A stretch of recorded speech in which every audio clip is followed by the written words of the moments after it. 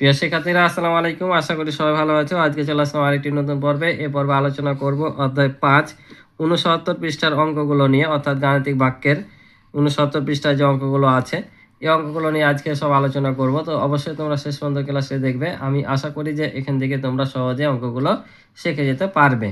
তো চলো আমরা অঙ্কগুলো দেখি কি বলছে।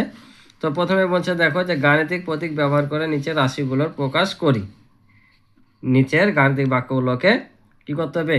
এই গাণিতিক বাক্যগুলোকে গাণিতিক প্রতীক ব্যবহার করে এই নিচের রাশিগুলোকে কি করতে হবে? প্রকাশ করতে হবে। কিভাবে প্রকাশ করতে হবে চলো আমি দেখে দিই। বলছে 49/7। এখানে যেভাবে ওরা ডিরেকশন দিয়েছে সেভাবে আমাদের করতে হবে। কি বললাম? এখানে যে ডিরেকশন দিয়েছে অর্থাৎ নির্দেশ দিয়েছে সে অনুযায়ী আমাদের এখানে বসাতে হবে। তো বলছে 49/7। তো 49/7 যদি হয় তাহলে এই যে 49/7 আমাদের অঙ্ক এটাই কিন্তু শেষ। ঠিক আছে, যেভাবে বলবে সেভাবে শুধু বসাতে হবে। তারপর বলছে 9 × 9 + 19।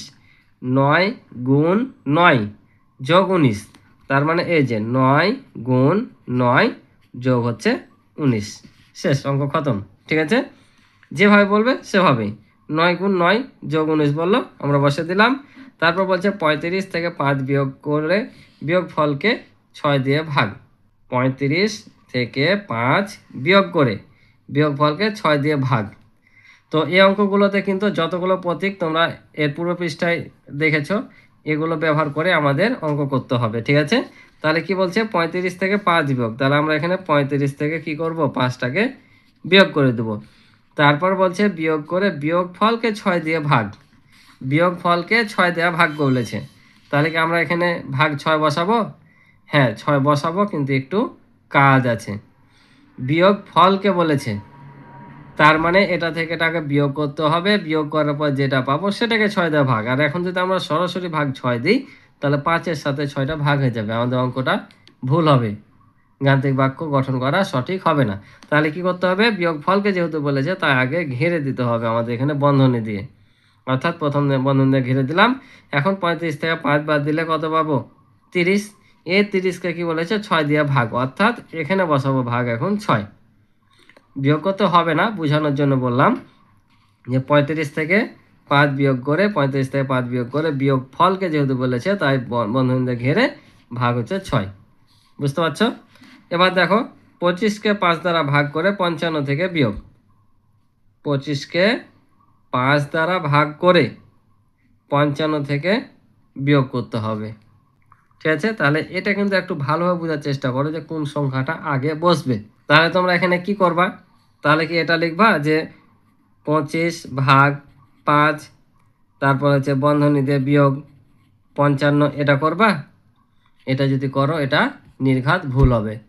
কেন ভুল হবে? এখানে বলছে 25কে 5 দ্বারা ভাগ করে 55 থেকে বিয়োগ বলেছে, 55 থেকে বিয়োগ করেছে। এটা ভাগ হবে ঠিকই, কিন্তু আগে কি হবে? আগে এখানে 55 করতে হবে, তারপর বিয়োগ দিয়ে এখানে 25/5 করে বন্ধনী দিতে হবে। এক্ষেত্রে বন্ধনী যদি না দাও তাও কিন্তু হবে, যেহেতু আগে ভাগ কাজটা করতে হবে, কিন্তু বন্ধনী দিলে ভালো। তাহলে বুঝতে পারছো, 25কে 5 দ্বারা ভাগ করে 55 থেকে বিয়োগ, তাহলে ভাগ করলাম ঠিকই, কিন্তু 55 থেকে বিয়োগ করতে হবে ভাগফলটাকে। ঠিক আছে, তাই 55 বিয়োগ 25/5 দিয়ে বন্ধনী দিয়ে ক্লোজ। ঠিক আছে, এবার বলছে 55কে 12 দিয়ে গুণ করে 5 দিয়ে ভাগ। এবার 55কে 12 দিয়ে কী করতে হবে? গুণ করতে হবে, তারপর 5 দ্বারা ভাগ করতে হবে। তাহলে কি হবে? তাহলে এখানে লিখব 55, তারপর লিখব কি? গুণ 12, কারণ 55কে 12 দিয়ে কি করতে হবে? গুণ করতে হবে, তারপর গুণ করে 5 দিয়ে ভাগ করতে হবে। তার মানে এখানে আমরা কি দেবো? এখানেও বন্ধনী দেবো, তারপর ভাগ দেবো 5। ঠিক আছে, তাহলে 55কে 12 দিয়ে গুণ করে 5 দিয়ে ভাগ। এই যে 55কে 12 দিয়ে গুণ করে 5 দিয়ে ভাগ, যখন এভাবে বলবে তখন কিন্তু তোমরা ঘিরে দেবা। কেন ঘেরবা? কারণ না ঘেরলে কিন্তু এই 12-র সাথে এটা ভাগ হয়ে যাবে, তাই ঘিরে দিতে হবে। বুঝতে পারছো? তো আশা করি তোমরা বুঝেছো। তো চলো পরের অঙ্কটা দেখি। বলছে খালি ঘরে সমান ও সমান নয় চিহ্ন বসাই। কারণ আমরা পুরো পৃষ্ঠা অঙ্ক দেখেছি যে এটাকে বলে সমান আর এটাকে বলে সমান নয়। যারা আমার ক্লাস দেখেছো আমি বলেছিলাম যে যে কোনো এই সম্পর্ক প্রতীকগুলোকে কাটা থাকলে সেটার পিছনে নয় হবে। এটা সমান কাটিয়ে দিয়েছে, তার মানে সমান নয়। তো কোনটা সমান এবং সমান নয় সেটা আমাদের বসাতে হবে। কিভাবে বসাতে হবে দেখো, এই ফাঁকা ঘরটার এ পাশটাকে ধরবো বাম, এ পাশটাকে ধরবো ডান। তো বাম পক্ষ আর ডান পক্ষটাকে দেখবো আমরা যে যে নিয়ম দেওয়া আছে সেই নিয়ম করে সমান হচ্ছে কিনা। যদি সমান হয় তাহলে সমান চিহ্ন দেব, যদি না হয় তাহলে সমান নয় চিহ্ন দেবো। ঠিক আছে, তাহলে এটা দেখো ডান পক্ষে কত আছে 20 আছে, আর এখানে বাম পক্ষে দেওয়া আছে 4 গুণিত 5। এখন 4 আর 5 গুণ করে যদি 20 হয় তাহলে সমান চিহ্ন দেবো, যদি না হয় তাহলে এই চিহ্ন দেবো। ঠিক আছে না, সমান নয়। তাহলে এখানে আমরা গুণ করে দেখছি 4 আর 5 গুণ করলে 20, 4 5 20, এ ডান পক্ষেও আছে 20। তার মানে কি এটার গুণফল এটা সমান না, সমান, তাই আমরা এখানে দেব সমান চিহ্ন। তারপর এটা দেখো, আমরা যদি এটাকে এটাতে ভাগ করি তাহলে কত হয় 4 12 36, 4 12 36, ভাগফল কত পাচ্ছি 4 পাচ্ছি। তার মানে এটা আর এটা কি সমান, তাই সমান চিহ্ন। এবার দেখো এটা আর এটা যদি আমরা গুণ করি তাহলে কত হয় 3 14 হয় 42, 3 14 42, আর এখানে কি আছে যোগ চিহ্ন দেওয়া আছে, অর্থাৎ 39 যোগ 2 আছে। তার মানে কত হবে 39 আর 2 যোগ করলে হবে 41। এবার দেখো 42 আর 41 কি সমান, সমান নয়, তাহলে কোন চিহ্ন দেবো, এই সমান নয় চিহ্ন দেবো, অর্থাৎ এই যে সমান নয়। ঠিক আছে, এবার দেখো কত আছে 57 ভাগ 3 আর 23 বিয়োগ 2। তাহলে আমরা যদি 57কে 3 দিয়ে ভাগ করি তাহলে কত পাবো, তাহলে ভাগ যদি আমরা করি, এখানে ভাগটা একটু দেখাই, দেখো তোমরা ভাগ শিখে এসছো, আশা করি ভাগ পারবা। যেখানে 3 1 3, কারণ এক ঘর নিলে হচ্ছে, তাই এক ঘর নিব, বাদ দিলে 2 7, আবারও 3 নাম 27, তাহলে কত পেলাম আমরা 19। তাহলে এটার ভাগফল পাচ্ছি 19, আর এটা থেকে এটা যদি বাদ দিই তাহলে কত পাবো 23 থেকে যদি আমরা 2 বাদ দিই তাহলে হবে 21।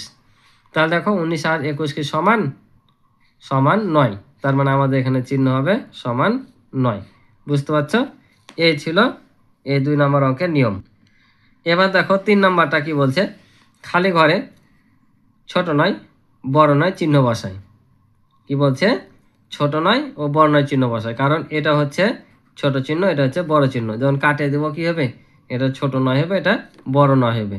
ঠিক আছে, তো কিভাবে হবে দেখো, সেমভাবে এটা বাম পক্ষ এটা ডান পক্ষ, তাহলে এখানে 65 আছে, এটা আমরা যোগ করে দেখি যে কত হচ্ছে। তো এটা যোগ করলে কত হচ্ছে 6 আর 7 13 3 হাত থাকে 1, 1 আর 5 হচ্ছে 6 63। তাহলে এখানে এখানে কি চিহ্ন হবে, এখানে তো ছোট বড় চিহ্ন বলেনি, ছোট বড় চিহ্ন বললে আমরা এখানে বড় চিহ্ন বসিয়ে দিতাম, তাই কি না, যে 63 থেকে 65 বড়। কিন্তু কি বলেছে ছোট নয় বড় নয় চিহ্ন বসাতে হবে, অর্থাৎ যেটা হবে সেটার উল্টোটা বসিয়ে দিলে হবে। তাহলে এ 65 কি বড়, তাহলে যদি আমরা বড় ছোট চিহ্ন বসাতাম কোন চিহ্ন দিতাম, এই চিহ্নটা দিতাম। যেহেতু আমাদের এই চিহ্ন বসানো যাবে না, এই দুটো চিহ্ন বসাতে হবে, তাহলে কোন চিহ্ন বসাবো, 63 চাইতে যেহেতু 65 বড়, তাহলে অবশ্যই 63 চাইতে ছোট নয়।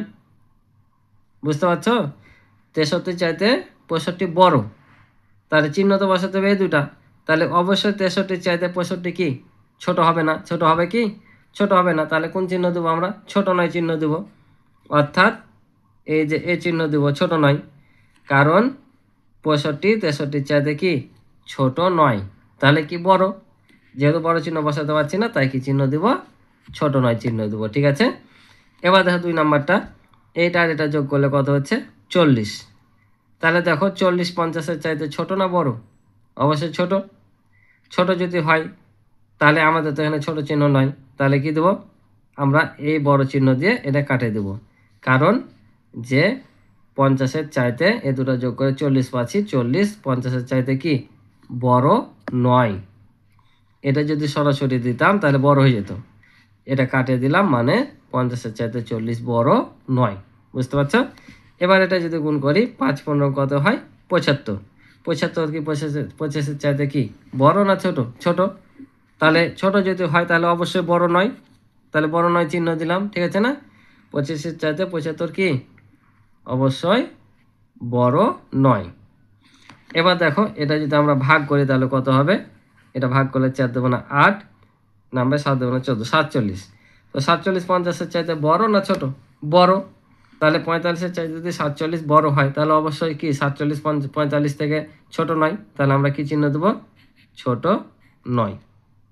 বুঝা যায়, আশা করি বুঝেছ। তো এবার দেখো বলছে এতকে অজানা সংখ্যা হিসাবে ব্যবহার করে নিচের বাক্যগুলো প্রকাশ করি। অর্থাৎ এখানে যে সংখ্যাগুলো আছে প্রত্যেকটারই কিন্তু সংখ্যা একটা দেওয়া নাই, ওই সংখ্যাটাকে এটা ধরে আমাদের কি করতে হবে, বাক্যগুলো প্রকাশ করতে হবে। তো কিভাবে করব? তাহলে দেখো এখানে কি বলেছে যে 50 থেকে কত বিয়োগ করলে বিয়োগফল 35 হবে। 50 থেকে কত বিয়োগ করলে বিয়োগফল 35 হবে। শুধু আমাদের এগুলো গাণিতিক বাক্যে প্রকাশ করতে বলেছে, সমাধান করতে বলেনি। তো আমরা গাণিতিক বাক্যে তৈরি করব। তো আমরা এখানে ধরে নেব কি, এই যে অজানা রাশি সংখ্যাকে কি বলেছে, ভাগাভাগ ধরতে বলেছে। তাই আমরা লিখে নিব যে মনে করি অজানা সংখ্যাটি, মনে করি অজানা সংখ্যাটি কি ঘর, এই যে ফাঁকা ঘর ধরে নিলাম আমরা, ঠিক আছে। তাহলে লিখবো অতএব গাণিতিক বাক্য, যেহেতু গাণিতিক বাক্যে লিখতে বলেছে আমাদের, তাহলে গাণিতিক বাক্যটি হবে, তাহলে কি হবে, এখানে বলেছে 50 থেকে কত বিয়োগ করলে, 50 থেকে কত বিয়োগ করলে, তো কত বিয়োগ করলে আমরা কি এটা জানি? আমরা এটা জানি না। আর এই সংখ্যাটাই আমরা ধরেছি ফাঁকা ঘর। তাহলে কি করব, 50 থেকে কত বিয়োগ করলে বলেছে, তার মানে এই ফাঁকা ঘরটা বিয়োগ করলে বিয়োগফল হয় কত, 35। তাহলে আমরা সমান সমান দেব 35, ঠিক আছে। যেটাই বলবে যে বিয়োগফল হয় গুণফল হয় এত, সেটা সমানের ওপারে হবে। এটা যেমন বলেছে দেখো যে 8কে কত দ্বারা গুণ করলে গুণফল 48 হবে। সেমভাবে আমরা ধরে নেব যে মনে করি অজানা সংখ্যাটি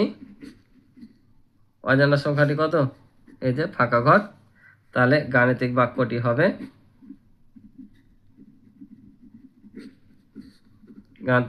হবে, তাহলে কি বলেছে, 8কে কত দ্বারা গুণ করলে, তার মানে 8কে কি করব আমরা, এই ফাঁকা ঘর দ্বারা গুণ করব, গুণ করলে গুণফল হয় 48, তাহলে গুণফল হচ্ছে 48, ঠিক আছে।